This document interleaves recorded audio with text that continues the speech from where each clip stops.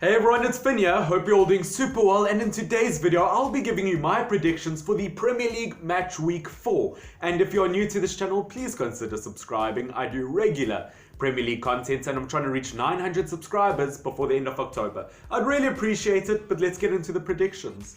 And if we don't reach that goal by the end of October, by the way, you'll wake up with Fellaini under your bed. You don't want that, do you? The first prediction I have for you guys will be between Chelsea and Crystal Palace. Now, as you guys can see, I do think Chelsea will win this game. I just think they have a better quality of team overall. I think Mendy in goal has been superb for them in that game versus Spurs. But in terms of their defense, they still have to work one or two things out, as they did look shaky in defense in that game, and especially versus West Brom. Few too many mistakes, but in the midfield and attack is where they'll really dominate versus Crystal Palace. Although Timo Werner does look a tiny bit like a chihuahua with braces. It's a bit nippy, it's a bit painful, but it could definitely be more dangerous. But hopefully Timo Werner will pick up the pace. But I do think Crystal Palace will score in this game, purely because their attack has looked really good and really strong at the moment, especially with Zaha hitting top form. And in terms of a player to watch in this game, I do think it will be Mount, because although he didn't play that well versus Spurs in the Carabao Cup, in the previous game versus West Brom, he really helped to pick up the team and carry them to a draw.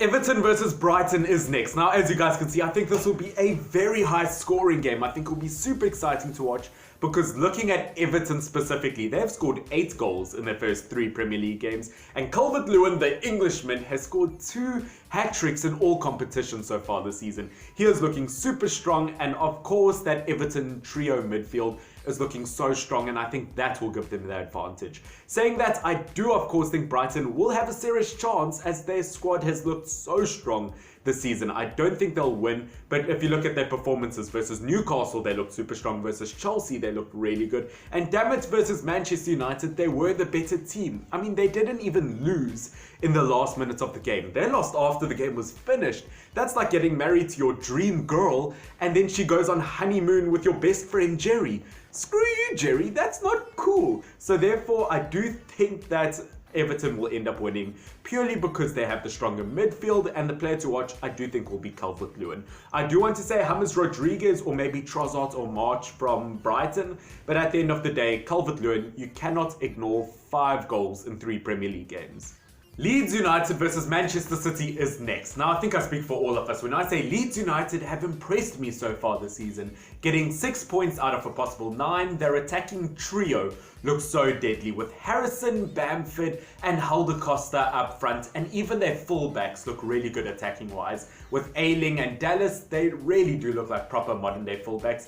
And Melier in the goal position, he is so young, but you wouldn't guess it by the way he's been playing. He's done super well between the posts. But unfortunately, I do still think Manchester City will get the win in this, because Leeds United versus Sheffield United, they conceded way too many shots, and Sheffield United are not a good attacking team. 14 shots against Leeds United, and luckily only 4 were on target. I think Man City will be a lot more clinical than that, and I do think Leeds United will suffer for it. Now, looking at Manchester City, I mean, look, their defensive discipline versus Leicester City was absolutely awful. I mean, their defensive ability was the same as Stevie Wonder with a lightsaber. You don't know where it's going, you don't know who it's going to take out, but it's just a bit dangerous. But luckily, they do now have Ruben Dias in the centre-back position from Benfica. I think he'll be a solid centre-back option, and I do think that Kevin De Bruyne will be the player to watch in this fixture. I know Sterling has been scoring a lot of goals as of late, but Kevin De Bruyne on set pieces, whether it's corners, free kicks or penalties, looks so deadly. And if you haven't seen, I have made a video lately explaining what's gone wrong at Man City with Pep Guardiola and how they can fix it. Click on the I thingy up above, I would really appreciate it.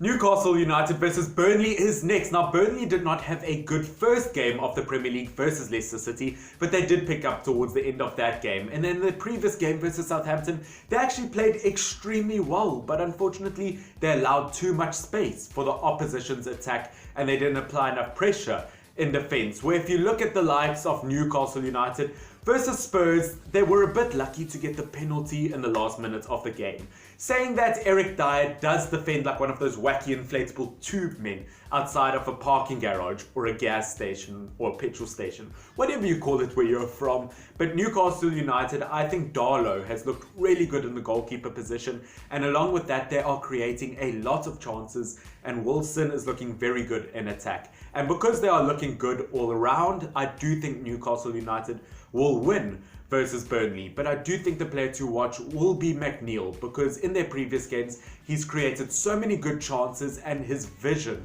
is excellent. I think the player to watch, although on the losing side, will be either McNeil or Chris Wood. Leicester City versus West Ham United is next. Now, as you guys can see, I do think Leicester City will win because of how good their attack has looked lately. And the reason they looked so good versus Manchester City is because of how spatially aware they were on the pitch. I thought they were very spatially aware of both their teammates on the pitch and their opponents, and that is what brought them to victory. Along with that, I do think Leicester City used open space very well for their advantage, and that is why they had so many chances against Manchester City. My only problem with Leicester City is the fact that they don't put enough pressure on their defense to put on the opposition's attack, and that allows opposition to get chances, and that is why I think West Ham United will score. Saying that, I do think West Ham United have looked very good in their last two games. Versus Arsenal, they're definitely the better team, and in their previous game versus Wolves, obviously 4-0 win, very big win, and the reason they got such a big win is because of how smart and composed they were in that game. I thought they took their chances well and they did not rush things, so I think it will actually be a very close and exciting game. But in terms of a player to watch, I do want to say Barnes, but I do think it will be Jamie Vardy. Hat-trick versus Manchester City, he's looked so fast, so strong, and as I say, he's just like a fine wine. He gets better with age. As I said, would like to put Barnes as a player to watch, but at the end of the day, it's like putting sunglasses on a banana. You have to choose the dog that can do a backflip. I mean, yes, banana with sunglasses looks pretty cool, but Jamie Vardy is a flippin' dog that can do a backflip. I don't know if that makes sense. Now that we have reached the halfway point of this prediction video, the next game will be between Southampton and West Brom. And if you have enjoyed the video until this point, why not consider subscribing if you're not subscribed, so you can see me on a weekly basis, my lights, and a blue water bottle. You don't get that on Football Daily. As I said, next game will be between Southampton and West Brom. Now, I do think it will be an incredibly close game because looking at Southampton, they picked up their first win of the season versus Burnley last game around, and there was incredible link-up play in attack with Shea Adams and Danny Ings, but they did allow way too many chances in defense, but McCarthy really saved them in the goalkeeper position. And looking at West Brom, they do allow way too many shots on target. They haven't had their first win of the season, but there is something promising about them, as they did get a 3-3 draw versus Chelsea, because although they don't look that good in defense, when they shoot, they score. They are actually brilliant when they create the right chances. They can be deadly in attack. That is why I think it will be an even contest. I do think it will be a draw because both teams allow way too many chances, but they also create a decent amount. And in terms of a player to watch, I do think it will be Danny Ings or Robinson, so both strikers from each team. I do think it will go to Danny Ings though, as he is way more reliable. Arsenal versus Sheffield United is next. Now, Sheffield United is the only Premier League team not to score yet this season, and I know Arsenal's luck, being the great Premier League team that they are, they'll probably be the first team to concede to them this season. Now, looking at Arsenal, I do think they'll win this fixture pretty comfortably, but unfortunately for them in that game versus Liverpool, I didn't see any magic from them in that game. They were pretty dull, and attacking wise, I don't think Lacazette played to the best of his ability. Yes, he scored a goal, but I do think he was slightly lucky and he missed some really obvious chances versus Alisson. Saying that, I do think he'll probably score a goal or two versus Sheffield United, and either him or Aubameyang will be the player to watch in that fixture. I do think Sheffield United will score though, because they created so many really good chances versus Leeds United. I think they are looking really good as of late. They are starting to pick up. But in my opinion, if they want to stay in the Premier League, they do need a more clinical striker, because defensively, that is their strong points, but they do need to start picking up on goals. And Ramsdale has definitely improved in that goalkeeper position, because him versus Leeds United, he definitely made some crucial saves and really kept Sheffield United in that game versus Leeds. But I don't think he'll be able to do the same versus Arsenal.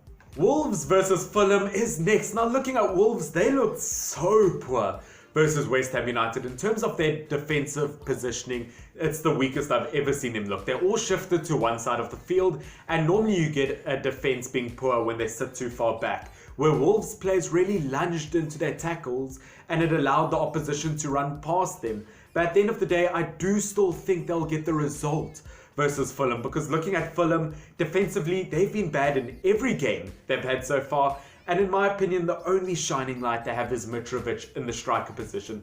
The quality of their team just isn't looking good enough. And I mean, they've got a world-class goalkeeper, the nipple, Areola, between the posts. And not even he has looked strong enough. So I do think Wolves will get a 1-0 win. And the player to watch, normally I would go for Jimenez. But in my opinion, I think it's going to be Podence, or however you pronounce his name, the winger, because he's looked really good. Although not against West Ham, he looked really, really good and created beautiful chances against Manchester City. And I can see him doing the same in this game versus Fulham. Second last game will be between Manchester United and Tottenham Hotspurs, the big game of this match week, and it's going to be so exciting to watch.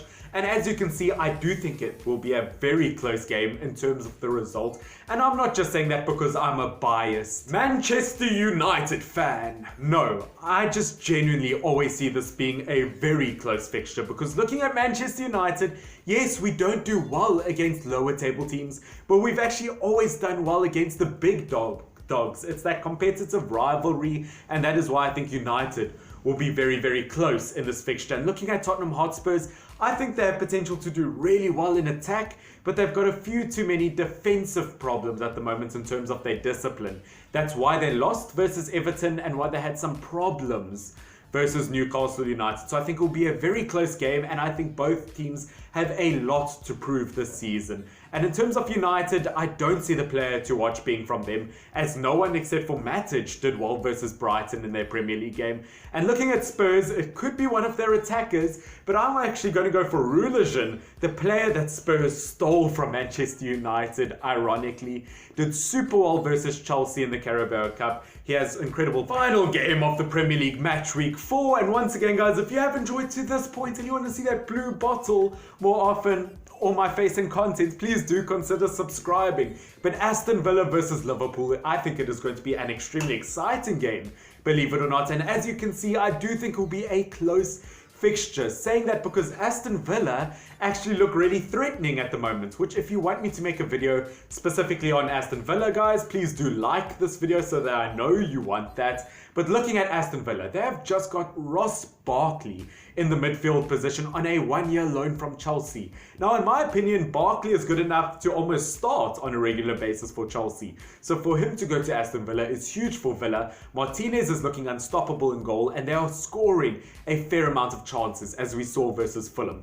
I think Aston Villa are actually looking so incredibly strong at the moment. Not enough to necessarily score or necessarily win versus Liverpool, but I wouldn't be surprised, to be honest. Their team is looking really, really strong. But at the end of the day, I do still think Liverpool will win just because they have the better quality overall. And looking at them, they are picking up on pace. We saw that in that game versus Chelsea and that game versus Arsenal. The only loss they have at the moment is Thiago, who does unfortunately have the COVID virus, or the coronavirus, my apologies, which I do hope he does recover from that very soon. But at the end of the day, Liverpool still way too much quality in their team, and I think Sadio Mane will be the player to watch, as he does look very fast, very dangerous, and very clinical at the moment.